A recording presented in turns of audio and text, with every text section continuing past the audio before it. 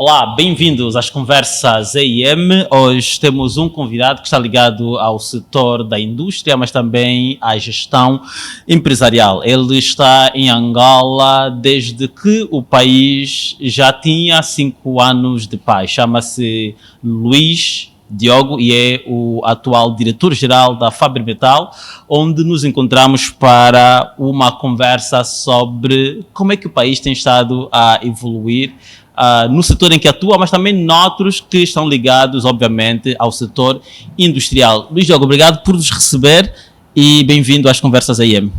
Obrigado eu pelo convite e é sempre um prazer fazer parte das vossas iniciativas. Já cá está há algum tempo. Provavelmente não poderá recuar 25 anos para, mas quase. E quando chega, portanto, em 2008 o país já tinha 25 anos, 6 anos, nós tivemos paz em 2002 e nessa altura tinha mais ou menos 6 anos. De lá para cá, como é que tem acompanhado esta, vamos chamar de evolução, eventualmente em alguns setores, e de que forma é que tem estado aqui a vivê-la também? Eu acho que, primeiro, foi em 2007 que eu cheguei, portanto passavam 5 anos, mas acho que cheguei numa altura onde o país estava a assistir a um crescente, um aumento significativo da produção de petróleo, dos preços também, que chegaram a atingir valores na ordem dos $150. Portanto, e estava-se a assistir aqui a um boom em termos de consumo. Isto foi considerado durante algum tempo a Luanda a cidade mais cara, uma das cidades mais caras do mundo, não é? Portanto, vi muita coisa a acontecer. Não posso dizer que não se fez nada, não, fez-se muita coisa. Eu recordo-me, na altura, o Talatona ainda praticamente não existia.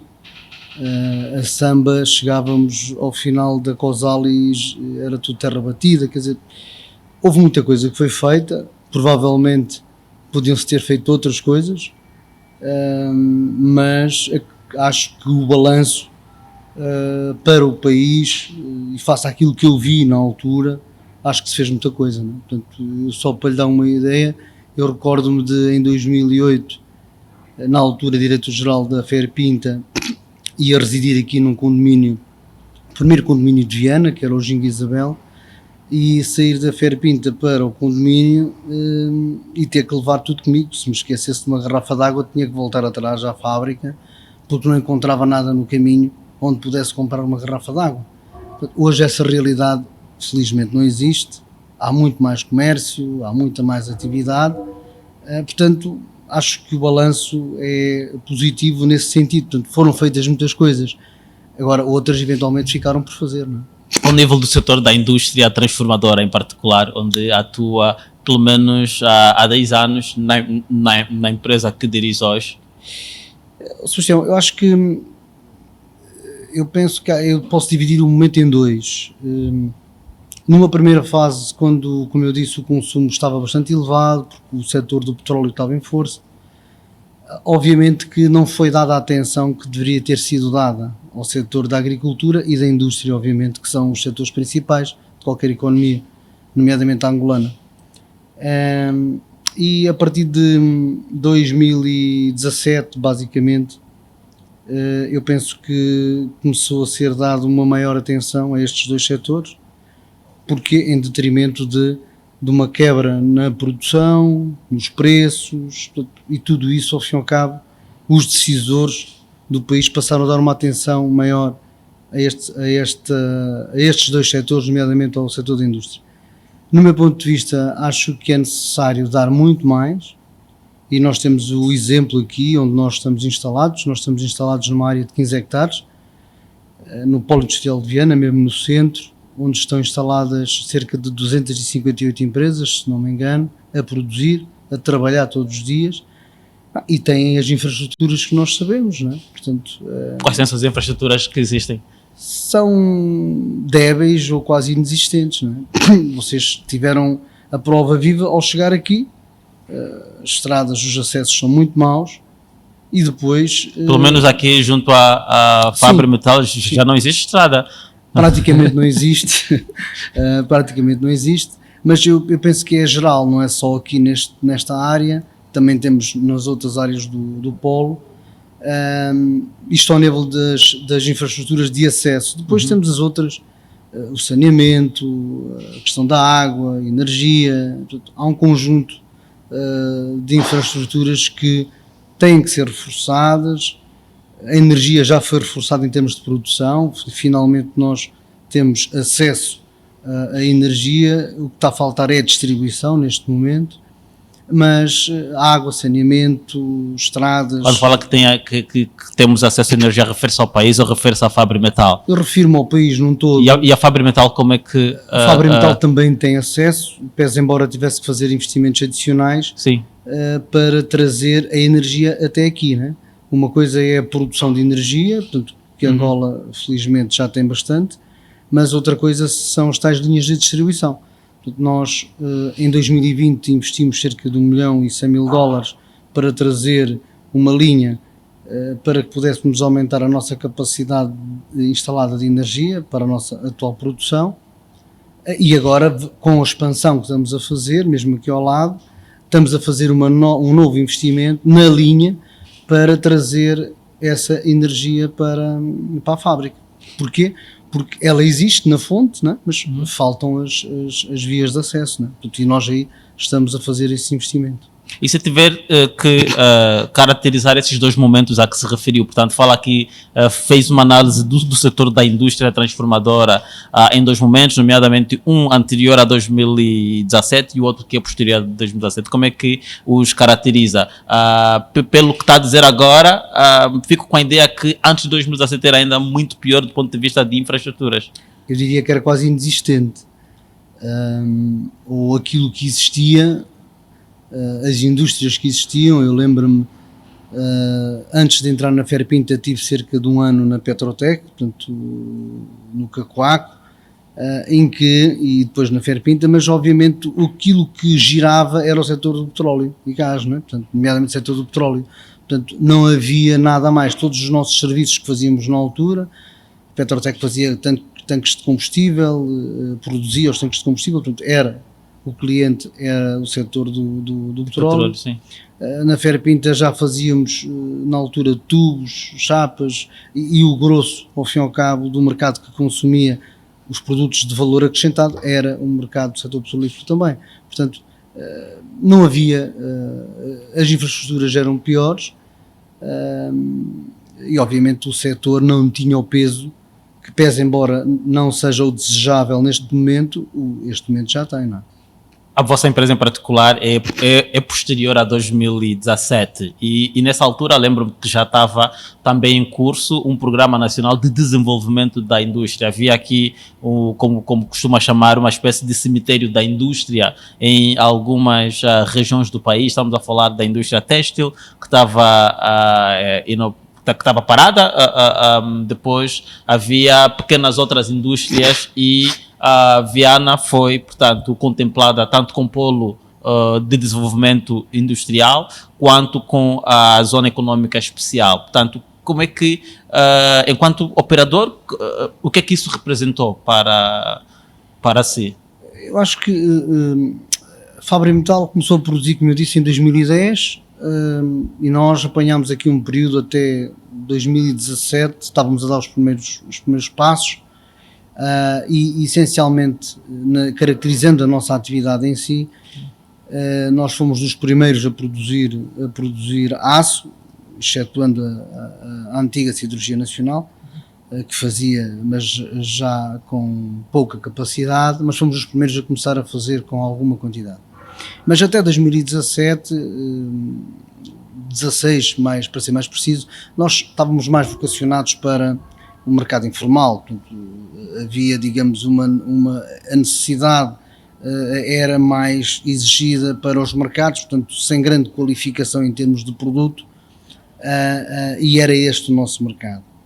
E há bocado, quando eu caracterizei a questão do petróleo ter começado a baixar e a ter um peso menor, acho que foi uma alavanca para o setor da indústria em si, da indústria transformadora, mas para nós em particular, porque nós, a partir de 2016, 2017, verificando, digamos, que o mercado estava cá, mas verificando que havia, digamos, uma dificuldade enorme de acesso às divisas, portanto as importações diminuíram, não pelas barreiras, mas sim pela falta de acesso, era necessário criar uma alternativa, portanto, e criar uma opção interna para satisfazer o mercado.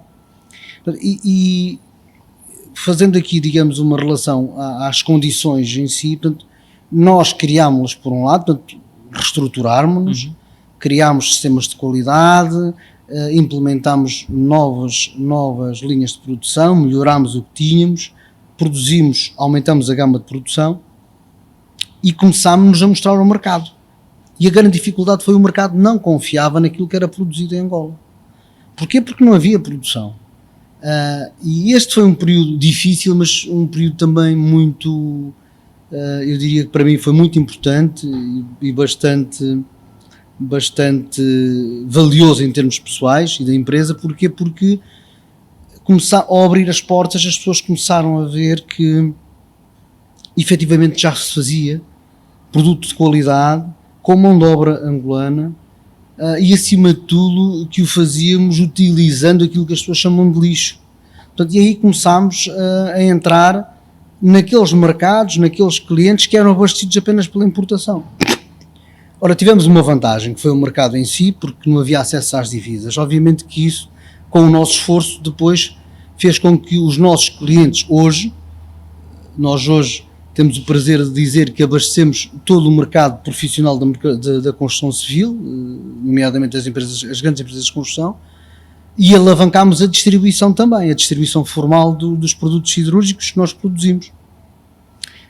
Eles viraram-se para nós, não tinham essa hipótese de importar, mas depois fomos ganhando aqui, fomos namorando, portanto, e ganhamos uma relação hoje que fez com que nós aumentássemos as nossas capacidades, portanto, e estejamos no ponto onde estamos hoje. Ora, isto fez porque nós investimos, mas também foram criadas algumas condições no mercado, não é? Portanto, começaram a aparecer outros operadores, começaram a aparecer outras obras, outros investimentos, e obviamente nós fomos, ao fim e ao cabo, alavancando essa necessidade, diminuindo a necessidade de importação ao país, diminuindo a necessidade de divisas, e a partir de 2017 também começamos a nossa viagem nas exportações, começamos também a ajudar o país na arrecadação de divisas por via da produção interna. Portanto, eu penso que... O setor em que atua tem uma influência muito grande num outro setor que é o da construção, mas essa influência é recíproca. Estamos a falar de um programa que visou fomentar a indústria da construção civil no país, portanto a indústria de materiais de construção civil, e como referiu, surgiram vários outros operadores. Como é que atualmente o mercado está, do ponto de vista de capacidade de cobertura das necessidades internas, e olhando para trás, qual é que é a comparação que se pode fazer? Sebastião, a comparação eu diria é do 8 a 80, né? Portanto, hoje, e não falando apenas pela Fabri Metal, mas também por uma outra figura que visto enquanto membro da direção da Associação dos Industriais de Materiais de Construção, posso dizer-lhe que nós já temos muita capacidade de produção, a capacidade de produção instalada é grande, todavia existem algumas indústrias que ainda estão a produzir a 30% ou 40% da sua capacidade, porque efetivamente houve esse esforço, os investidores, os empresários investiram e criaram as capacidades. Portanto, hoje conseguimos fazer construção de uma casa, eu diria, retirando os acabamentos, os materiais de acabamento mais refinados, praticamente com material nacional, com produção nacional. Portanto, as capacidades aumentaram, e obviamente que os industriais, aqueles que estavam cá, os que vieram a seguir, responderam a essa iniciativa, porque, como eu disse há pouco, e não me querendo repetir, portanto, o petróleo diminuiu, era necessário fazer alguma coisa. Não é? Portanto, e este setor também alavancou uma outra questão, que foi a questão do desemprego. Pese embora hoje exista uma taxa de desemprego na ordem dos 30%, mas também não podemos esquecer que o país cresceu, não é? Portanto, o país deu saltos muito grandes. A população está a crescer a mais de 3%. Pronto, e obviamente que o PIB não cresceu a essa velocidade. Portanto, temos aqui, digamos, uma força, digamos, que impacta no crescimento que o setor da indústria já teve no país. Mas já foi, nos últimos 3 anos, já foi significativo. Agora é necessário, digamos, criar mais condições, as tais infraestruturas que eu estava a falar, reforçá-las e criar ambiente de negócio mais favorável para que os empresários possam desenvolver as suas atividades de forma fluente, não vendo apenas o mercado interno, mas sim também começando a pensar mais no mercado externo. Portanto, nós temos um mercado externo regional muito grande, que sempre foi, já do tempo antigo, do tempo colonial, sempre foi abastecido por Angola, nomeadamente a RDC, e que hoje continua a ter muitas necessidades e que nós podemos ser e deveríamos ser os principais fornecedores daquele país. Referi-se há pouco tempo ao ambiente de negócio. Qual é que é a avaliação que faz ao contexto atual do ponto de vista de ambiente de negócio portanto, para quem já está no mercado e para quem pretende entrar, portanto, do ponto de vista de atração de investimento direto estrangeiro, como é que nós estamos? Não posso ser, diria, hipócrita se disser que está tudo mal, não é? Portanto, ou que está pior do que o que estava, não. Em 2008, 2007, do 2007 até 2017 o ambiente era 2017 para a frente o ambiente é outro, está melhor hoje. Como é que era um e como é que era o outro? Um era, lembram-se da lei do investimento de $1 milhão, não é? Sim, e na necessidade de ter sociedades locais, com nacional. Tudo isso era uma entropia ao investimento. Portanto, isso é uma das causas pelas quais este setor e o setor da agricultura não avançaram, não é? Portanto, não deram os passos que deviam ter dado naquele período. A partir daí houve reformas da lei de investimento, digamos, houve alterações no contexto, portanto, e hoje está melhor. Hoje já se consegue constituir uma empresa, digamos, em menos de 24 horas, portanto, há algumas melhorias. Agora, é preciso depois colocá-las em prática. Os agentes Estado e setor privado têm que estar mais unidos, de mãos dadas, e um não pode pensar que é só polícia do outro, porque senão andamos aqui... Eu não tenho os números exatos aqui comigo, mas pelo menos em relação aos últimos 2-3 anos a informação pública é que estamos a atrair muito menos investimento direto estrangeiro. Sim, estamos a atrair menos, mas eu não sei se esses dados se referem apenas a investimento novo. Sim. Ou se consideram reinvestimento que é feito pelos operadores que já estavam cá. Sim. Porque há uma coisa que nós temos que ter em conta. O melhor marketing, como nós sabemos, é a palavra, passa a palavra, não é? Portanto, e se quem está cá não se sente com condições para desenvolver a sua atividade, obviamente que os potenciais novos investidores que vêm, pese embora possam ter os encontros a nível institucional, obviamente que a informação transpira, como nós costumamos dizer. E obviamente que as pessoas sentem as dificuldades. Portanto, e se o empresário que está cá não passa, ou se o industrial que está cá não passa boa informação, obviamente que depois a atração não é aquela que se deseja. Depois também temos que ter em conta que eu acredito que o direto diminuiu, mas houve muito mais reinvestimento daqueles operadores que já estavam cá, que acreditaram no país e que reforçaram os seus investimentos, como é o caso da Fabri Metal. Mas existem outros. Não é? Agora, também temos de ter em conta que houve outros acontecimentos a nível mundial que também impactaram. Não é? Nós não nos podemos esquecer que, não obstante a crise que começámos a sofrer, 2014... Sim. Depois tivemos o Covid, depois de Covid tivemos a guerra na Ucrânia, quer dizer, há aqui um conjunto de situações que também não foram muito favoráveis face ao percurso que o país tinha tido naqueles primeiros anos, não é? Em que o consumo foi exacerbado e de facto não se produzia nada, né? E um país não pode viver sem produzir. Ou seja, um consumo exacerbado e baseado na importação. Com base nas divisas que eram geradas pelo setor petrolífero. Sim. Que infelizmente, eu não sou contra o setor petrolífero, mas que infelizmente não contrata, não dá emprego, não gera rendimento como gera o setor da indústria e da agricultura, né? Portanto, e obviamente que ainda é muito mais focalizado. Sim, ainda assim é aquele que mais contribui para o PIB, portanto... mas já contribuiu mais. E já contribuiu mais, é dele que ainda dependemos.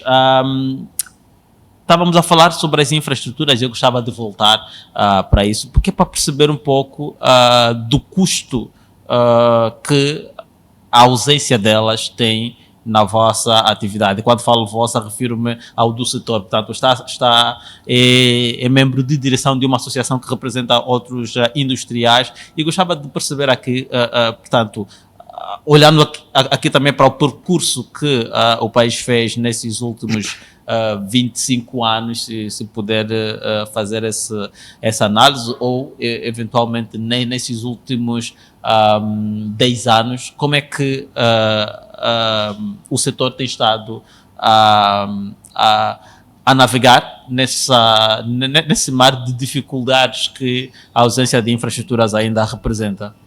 Assim, eu posso falar de 17 anos, não é? Portanto, porque esses efetivamente estive cá e vivi as dificuldades. Vejamos, as infraestruturas, e falamos nas mais básicas, que qualquer cidadão percebe isto, que são rodoviárias, as vias.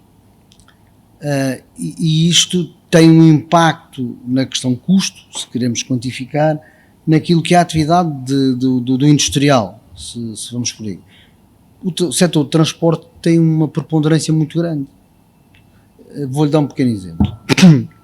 Nós, todos os dias, vendemos material, produto produzido aqui, que vai para os nossos distribuidores, que depois, por sua vez, revendem isso ao mercado no setor do retalho, e por outro lado também temos vendas diretas às empresas de construção.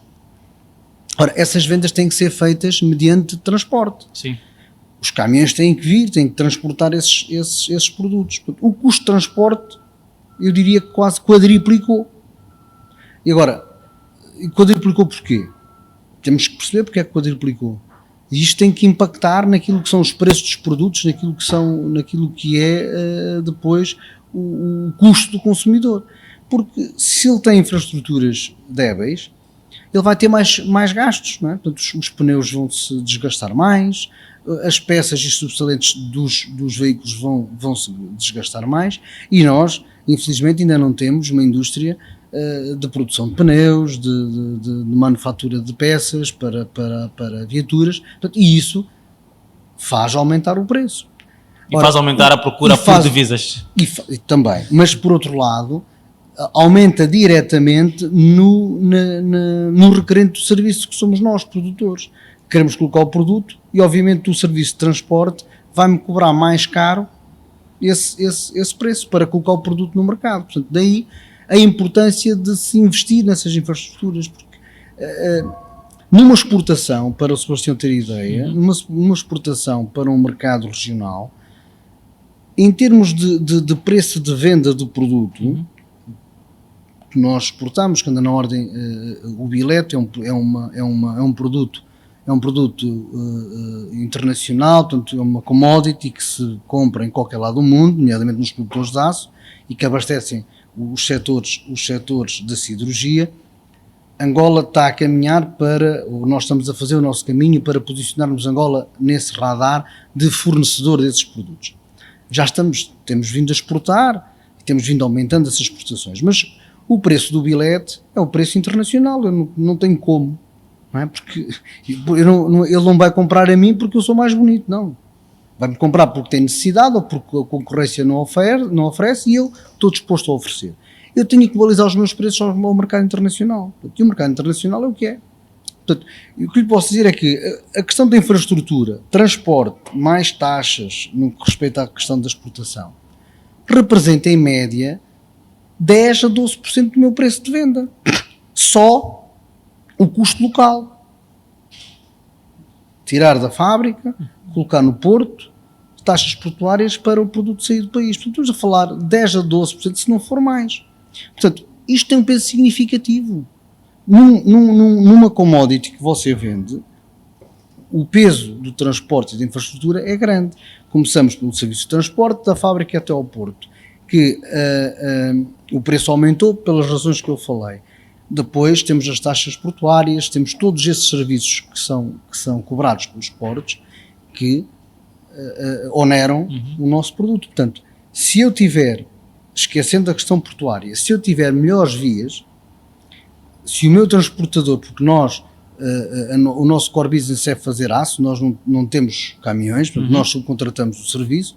Ora, se o nosso prestador de serviço tiver melhores condições, ele vai-me cobrar um preço mais baixo, vai ser mais competitivo, e como vai tornar a mim mais competitivo, vai tornar o produto mais competitivo. Portanto, isto é um círculo, portanto a economia gira neste sentido. Portanto, a importância das infraestruturas é muito grande.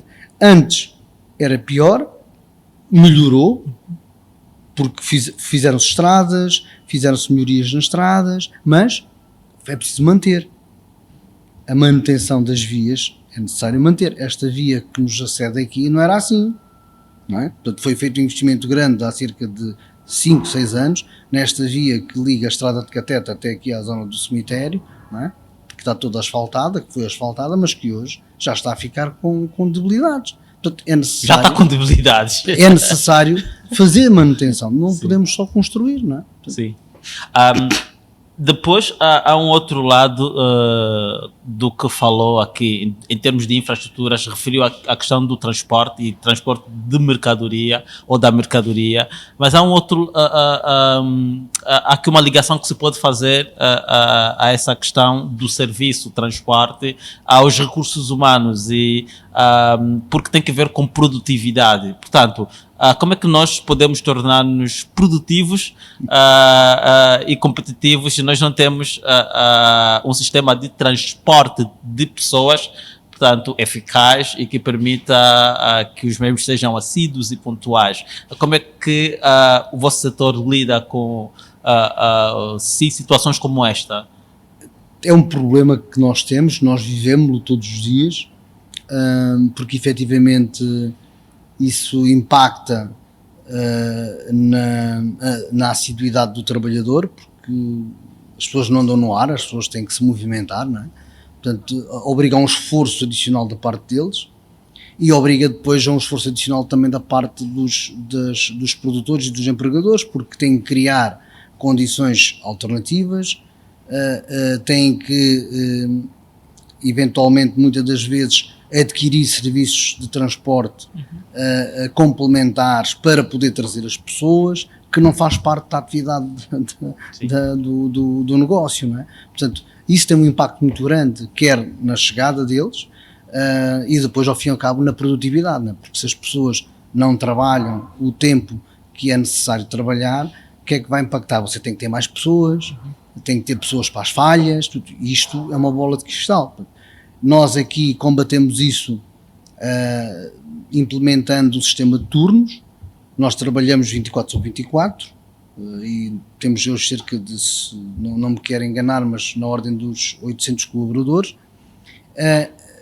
Se me dissesse, se tivesse uma condição ideal de vias de acesso, se os trabalhadores pudessem ter mais facilidade em chegar ao posto de trabalho, se calhar não precisava de tantos, não é? Portanto, o esforço era menor, porque depois isto impacta em todas as outras vertentes, não é? Na alimentação que você tem que dar, no subsídio de transporte que tem que atribuir, portanto, nas compensações que tem que atribuir aos trabalhadores, porque depois temos que premiar aqueles que efetivamente vêm, não é? Portanto, em detrimento daqueles que têm mais dificuldades e não conseguem chegar. Portanto, há um conjunto muito grande de fatores que impactam nesta questão do serviço de transporte. Imagine, à noite, as pessoas para saírem daqui é complicado, porque a iluminação exterior é nula, a que existe é nossa. Somos nós que produzimos e que damos eliminação para o exterior. Portanto, é complicado as pessoas poderem ir para as suas casas e nós tentamos ajustar os nossos turnos, muitas das vezes pagando hora extra, porque as pessoas ultrapassam o limite que é estabelecido por lei, não é? Para que as pessoas não tenham que sair àquela hora e possam sair mais tarde e aí já possam ir em condições para as suas casas, não é? Muito bem. Quer dizer, em relação a esse assunto, não está muito bem, mas muito bem é porque este tema fica concluído. Vamos passar para outro. Eu gostava de perceber, quando cá chegou, o que é que o motivou a vir a Angola? Por acaso, é algo curioso que gosto de ouvir dos profissionais e o Luís é um profissional movido pelos resultados e pelos objetivos. Quando cá chegou, quais eram os planos e qual foi a motivação para vir a Angola, tendo em conta aquela fase que o país estava a viver, que era de transição e de muitas expectativas? Sim, eu acho que para lhe explicar isto tenho que andar um bocadinho para trás e falar-lhe um pouco daquilo que foi a minha carreira enquanto profissional. Eu fui um militar do Exército Português durante 10 anos e depois, por razões de ética, o que quer que seja, entendi que não era aquele caminho, portanto passei para o setor privado. E estive 7 anos ligado ao setor automóvel em Portugal, na área administrativa e financeira, onde era diretor administrativo e financeiro de um grupo de empresas ligado ao setor. Mas eu sempre tive um bichinho porque eu sou africano, não é? Portanto, sou moçambicano e sempre tive aquele bichinho de querer voltar para a África. E em determinada altura, 2007, comecei a enviar propostas e aceder a propostas, mas era para Moçambique, não era para Angola. E na altura, quando apareceram as oportunidades, eu fui ensinado que mais vale um pássaro na mão que dois a voar, portanto, não dá para Moçambique, mas já estou mais perto, portanto, e vim para Angola. Portanto, e posso dizer-lhe que, falando da minha experiência em si, não obstante todas as dificuldades que todos nós passamos que andamos neste mercado, houve coisas que me valorizaram bastante, muito mesmo, a nível profissional, e que eu nunca dei tanta atenção e que passo a dar hoje, e que hoje acaba por ser, digamos, onde eu despendo mais tempo na minha atividade diária, que é no caso concreto das pessoas. Porque nós, quando temos a nossa formação, é que achamos que recursos humanos é que tem que tratar sempre disso tudo, não é? E nós, enquanto gestores, nunca, pelo menos eu falo por mim, nunca dei muita atenção a isso.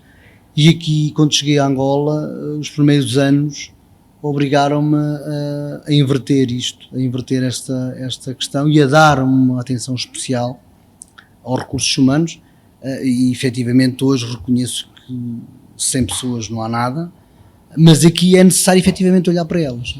Portanto, a motivação que me trouxe aqui foi o facto de querer vir para a África e obviamente que Angola foi aquela que se apresentou. Não estou arrependido, muito pelo contrário, estou muito agradecido a Angola, acho que tenho feito o meu papel enquanto gestor, tenho passado muitas pessoas pela minha mão, e eu digo sempre às pessoas que comigo lideram a empresa e as organizações onde passei, nós estamos aqui com um motivo: passar conhecimento e empoderar mais as pessoas. Portanto, é por isso que aqui estamos. Portanto, eu acho que tenho feito a minha parte e quero continuar a fazê-lo. Os recursos humanos, como se diz, antes chamavam-se empregados e depois passámos a chamar de recursos humanos e há agora empresas, diria, um pouco mais modernas, entre aspas, que costumam chamar de pessoas em vez de recursos humanos, porque uma pessoa não é um recurso.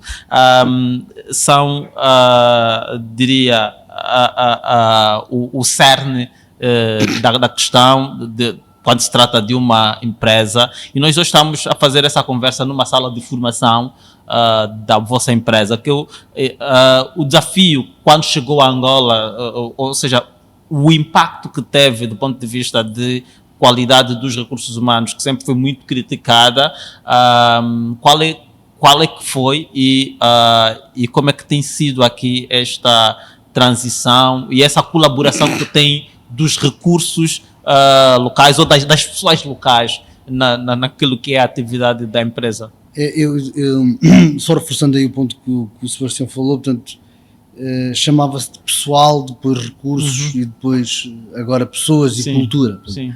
Nós aqui passamos pelo mesmo processo. Hoje o nosso departamento de recursos humanos, pessoas e cultura. Ok. Portanto, e a evolução, o que eu encontrei quando cheguei aqui foi uma realidade diferente daquela que eu estava habituado. Aquilo que para nós, no estalar dos dedos, a gente obtém, e é perceptível que aquilo que a gente peça as pessoas retribuam, o cenário é diferente. E obviamente obriga-nos, da nossa parte, a ter um comportamento diferente e a ser mais didáticos no contacto. Portanto, eu posso dizer-lhe que houve maior abundância em termos de recursos, em termos de disponibilidade, as pessoas também cresceram mais. Em termos qualitativos, podia ser melhor, mas isso não tem tanto que ver com este aspecto particular, tem mais a ver com regulamentação e com a forma como as pessoas são ensinadas, não é? Mas eu acho que hoje o exemplo concreto é esta fábrica que tem 800 trabalhadores. Quando eu cheguei nós éramos muito menos, fomos aumentando em função das necessidades e sempre dei primazia às localidades mais próximas, até pela questão do transporte, não é? E temos verificado que o nível tem vindo a aumentar, mas tem vindo a aumentar também porque tem que vir da nossa parte. Nós também temos de estar dispostos a remunerar mais e melhor, não é? Portanto, não podemos fazer aqui a façanha antiga de que nada acontece por acaso. Portanto, se nós temos pessoas boas, temos que remunerar melhor e obviamente para ser exigentes, não é? Portanto, que é aquilo que eu tento fazer aqui. O percurso aqui foi, eu diria, quase uma limpeza a 100% daquilo que existia e gradualmente começar a meter malta mais jovem, com mais formação e obviamente dando-lhes oportunidade para poderem crescer. Eu dou-lhe um exemplo, na nossa área, que é das áreas mais perigosas que nós temos dentro da fábrica, que é a área da fundição. Nós, há cerca de 6 anos, esta parte, praticamente só tínhamos pessoal nacional em funções básicas de suporte e hoje 90% é assumido com malta nacional. Portanto, as instituições de ensino também têm estado aqui a colaborar com o lançamento de profissionais ao mercado com um perfil formativo mais ajustado às necessidades, ou as empresas é que têm de fazer esse esforço formativo? Estamos a fazer esse esforço. Eu acho que tem que haver aqui uma aproximação maior entre as pessoas que saem entre as faculdades e as empresas, o setor empresarial, portanto, e haver aqui um ajustamento dos currículos, daquilo que é necessário que o país produza, face às necessidades que o país tem. Obviamente que as pessoas saem das faculdades com um nível de conhecimento geral melhor, têm um nível de educação e de assertividade muito melhor, e isso, ao fim e ao cabo, possibilita um alavancar das outras questões que não estão no seu conhecimento. Portanto, obviamente que isso ajuda, mas não é tudo. Eu acho que não tenho a certeza. Portanto, o setor da educação, nomeadamente o setor técnico e as faculdades em si, têm que estar mais ligadas com as indústrias. Nós temos vários protocolos com algumas faculdades e alguns institutos e temos tirado proveito disso. Portanto, pessoas que vêm para aqui e que acabam depois por ficar connosco e hoje estão a assumir responsabilidades dentro da empresa. Portanto, posso dizer-lhe que da estrutura da Fábrica Metal Angola, nós somos, enquanto membros de direção, temos 5 direções, são 2 expatriados. O resto são colaboradores locais, não é? Um aspecto ou uma área importante no negócio da empresa tem que ver com o ambiente e o facto de a empresa basear parte da sua atividade na reciclagem de materiais ferrosos. Como é que a empresa olha para as atuais exigências ao nível de sustentabilidade ambiental, nomeadamente com o ESG, o environment, portanto o ambiente, a área social e também a governance, que é um assunto ainda muito centrado em determinados setores, nomeadamente o financeiro, mas com impacto transversal a vários outros setores. Como é que a empresa se posiciona? Eu acho que eu posso responder a essa questão em 2 momentos. Acho que focando aquilo que é a nossa atividade, que é efetivamente a reciclagem de materiais ferrosos, e com todos os impactos positivos que isto tem ao nível da geração de emprego, proteção do ambiente e geração de produto que vai alimentar outras indústrias, acho que há um conhecimento ainda limitado acerca daquilo que os industriais fazem.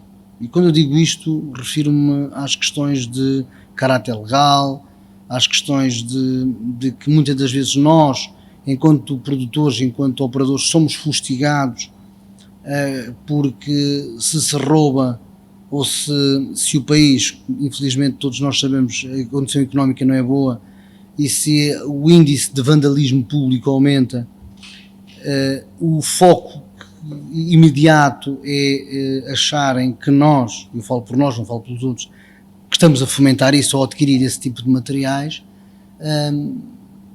leva a me concluir que tem que haver um conhecimento maior e tem que haver aqui uma relação maior entre nós, as instituições públicas que lideram esses setores, e falarmos mais e eles possam perceber o que é que nós fazemos e o que é que nós precisamos para produzir o que estamos a produzir.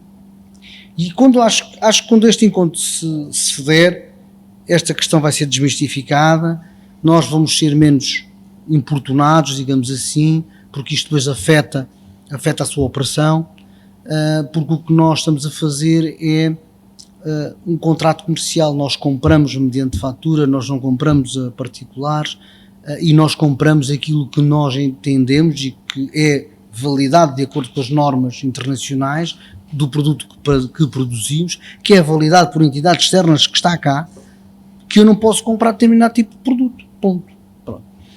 Isto para lhe explicar que é uma atividade que, pese embora tenha muitos benefícios para o país, no global, tem-nos trazido muitas dores de cabeça, a mim particularmente, à empresa no geral, porque ao fim e ao cabo temos de estar sempre muito atentos, nomeadamente nas nossas portas, quem nos vem vender, o que é que nos vem vender, portanto, e a quem é que nós estamos a comprar. Portanto, isso é uma coisa, o QIC aqui é muito importante e nós temos isso devidamente apertado, portanto, e não compramos esse tipo de materiais, não faz parte da nossa linha. Por outro lado, entramos na questão mais pura do ambiente e daquilo que é que nós, do que nós estamos a fazer para o ambiente e daquilo que são as metas que o país se comprometeu. Eu penso que nós estamos a ajudar o país a atingir essas metas. Nós, não obstante reciclarmos o material, o produto, os resíduos da nossa produção então são reaproveitados. Portanto, temos sistemas de filtragem de fumos implementados que geram partículas essas que são depois utilizadas na fabricação de azulejo, por exemplo, em Angola. Temos a nossa escória que é gerada no processo de produção do aço, que está a ser tratada por uma unidade que nós implementamos para depois gerar um inerte, um puro inerte para as empresas de construção civil, e nós reaproveitarmos uma ínfima parte na reutilização no processo produtivo. Mas depois temos as outras questões que vão impactar no ESG, portanto, no environment, no social e no government, que hoje efetivamente está a ter um papel muito preponderante, mas que está a vir a reboque do setor financeiro, efetivamente. Porque hoje em dia as financeiras, as empresas, quando vão à procura de financiamentos, quem está a dar financiamentos hoje em dia preocupa-se muito com esta vertente. E as empresas têm que se ajustar. Ora, eu encontro aqui um gap entre aquilo que é a necessidade que é manifestada por essas instituições, e bem, que nós temos que caminhar para esse sentido, para as condições que o próprio país oferece para que os industriais possam desenvolver essas mesmas atividades e possam, ao fim e ao cabo, afetar recursos para esses efeitos. Nós, no nosso particular, estamos a desenvolver essa política, o ESG já faz parte do nosso ADN, temos como objetivo produzir um relatório de sustentabilidade até o final do ano. Não só nós pertencemos a um grupo empresarial de 9 unidades industriais que estão presentes em 9 países da África, e estamos a caminhar no sentido de estarmos todos alinhados com as boas práticas, de tratarmos o ambiente como algo que impacta no nosso negócio. Impacta, porque se não for bem tratado vai impactar. Agora, há questões que têm que ser dirimidas de forma a que o esforço que nós estamos a fazer, o que nós estamos a fazer, possa ser, ao fim e ao cabo, menos sentido ou aliviado, digamos assim. Essas questões passariam por quê? Exemplo? Passariam, por exemplo, por um melhor conhecimento daquilo que as indústrias fazem, portanto volto a falar nesse aspecto. Por outro lado, pelo reconhecimento das nossas autoridades de que as nossas infraestruturas são os que são.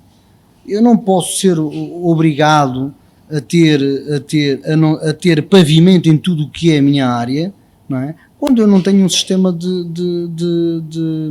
saneamento básico implementado, quando eu tenho que ter custos avultados para retirar os resíduos que são gerados pelas pessoas que estão cá, não é? Portanto, porque as pessoas comem, as pessoas têm casas de banho, portanto, essas águas residuais têm que ser retiradas daqui.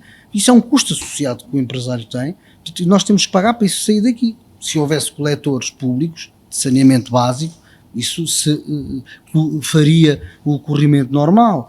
Se eu tivesse abastecimento de água frequente, eu não tinha que socorrer-me de cisternas de água diariamente para abastecer a fábrica e para abastecer os outros subsetores que dão apoio à fábrica. Portanto, e depois, quando as pessoas nos vêm visitar, e nós particularmente temos uma relação muito próxima com o Ministério do Ambiente, estamos aqui foi má no início, eu diria, foi um bocado houve aqui alguma fricção porque eles não nos entendiam, não entendiam as nossas necessidades. Hoje as coisas estão um bocadinho melhores, mas é necessário que isto se expanda a outras entidades, que não possam chegar aqui a uma empresa destas e que se vê uma cisterna a passar, se a cisterna está a deixar água, que é normal, porque verte, me dizem que eu estou a contaminar o solo.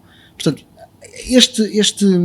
estas observações possam parecer um bocadinho básicas, mas têm que ser entendíveis por quem está no terreno e por quem está, digamos, ao fim e ao cabo, a ter que ajudar o empresário a criar as condições para estar em conformidade com a lei. Portanto, tem que haver aqui uma melhor harmonização e eu acredito que quando isso acontecer, com esta implementação agora, exigência da parte das entidades financeiras, eu penso que a indústria vai começar a alinhar-se mais ainda, a ter essas questões do social, do ambiente e do governance mais interligadas, não só porque é uma necessidade que faz parte da sua atividade, mas como também passará a ser um quesito que vai passar a ser exigido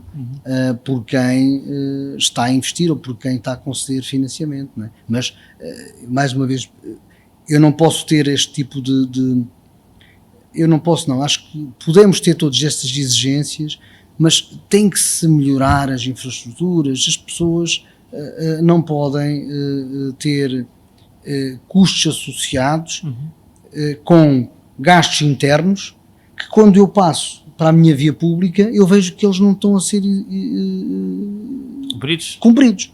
Onde é que está aqui a igualdade? Qual é que é o futuro da Fabre Metal? Como é que, enquanto estiver no leme do barco, daqui a 5, 10 anos, que empresa o país poderá ter? Eu acho e estamos a caminhar nesse sentido de o nosso objetivo é colocar a Fabre Metal no radar internacional de provedor de aço produzido em Angola. Portanto, estamos a caminhar nesse sentido. O mercado em si, o mercado interno, não está muito famoso pelas condições macroeconómicas, mas nós acreditamos que existe muita coisa para fazer e às vezes, como dizia há pouco, a construção está muito ligada à indústria e quando se desbloqueia de um lado as rodas começam a funcionar e tudo anda na boa direção. Nós estamos, fruto desta nossa expectativa e do trabalho que tem sido a ser desenvolvido, estamos a aumentar as nossas instalações. Nós até 2020 fizemos investimentos na ordem dos 27 milhões, mais ou menos, de dólares no país e agora estamos a fazer mais um investimento na ordem dos 32 milhões de dólares, em que estamos a fazer uma nova unidade que vai fazer algo diferente em termos de características. O produto vai ser o mesmo, mas vai fazê-lo em características diferentes para, essencialmente, aportar as necessidades de exportação. Portanto, nós entendemos que aquilo que nós temos hoje em dia é suficiente para o mercado interno, mas, como eu disse há pouco, nós em 2017 abrimos as portas da exportação e entendemos que temos condições para alavancar esse mercado. Portanto, e nesse sentido estamos a investir e esperamos que a nossa mão de obra hoje que nós temos continue a ser empoderada. Portanto, é esse o nosso objetivo, é por isso que nós temos salas de formação e investimos bastante na formação, porque queremos que as pessoas cresçam connosco e queremos ao fim e ao cabo continuar a melhorar as condições de vida das populações que nos rodeiam. Há 25 anos, o que é que sonhava? Há 25 anos, estava ainda em Portugal e estava, eu acho que não quero errar, mas estávamos a passar por uma crise em Portugal do setor automóvel muito grande, mas acho que naquela altura sonhava alavancar novos desafios fora do meu mercado natural, que era o mercado de Portugal, e eu acho que consegui isso, saí da zona de conforto e estou onde eu gosto de estar, tenho a minha família comigo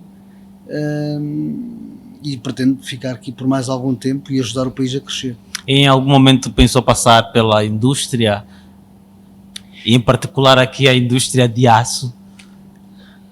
Sebastião, a minha formação de base, não obstante ter sido militar, formei-me em auditoria e revisão de contas, portanto, eu sou um homem de contas. E Angola também me deu isto, porque eu sempre estive na área financeira e quando vim para Angola, passado 6 meses, deram-me um barco para gerir. Eu estou muito agradecido por isso, porque desenvolvi em mim outras competências que pensava que não tinha. Eu dizia que não gostava de fazer negócios, hoje é aquilo que eu gosto mais de fazer.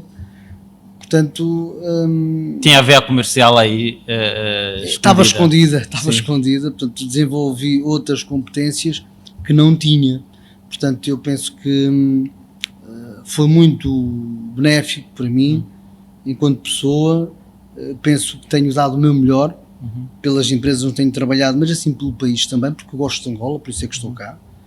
Tenho cá a minha família, como eu disse, portanto, e quero continuar a construir, a ajudar a construir um país melhor para estes angolanos todos que estamos cá. O Luís Diogo, de há 25 anos, está orgulhoso do Luís Diogo com quem estou a falar hoje? Estou, porque acho que conseguiu atingir as metas que na altura, não tão bem definidas na mente, mas conseguiu atingi-las. Eu gostava de ter um pouquinho de detalhes sobre essas metas. Eu sempre fui ambicioso, Sim. é algo que eu tenho comigo. Dizem as pessoas que tenho uma característica nata de liderança, Sim. mas acho que a desenvolvi muito no meu percurso militar. E depois há uma outra coisa que deixei para trás. Eu saí de Moçambique com 6 anos, portanto tenho família lá.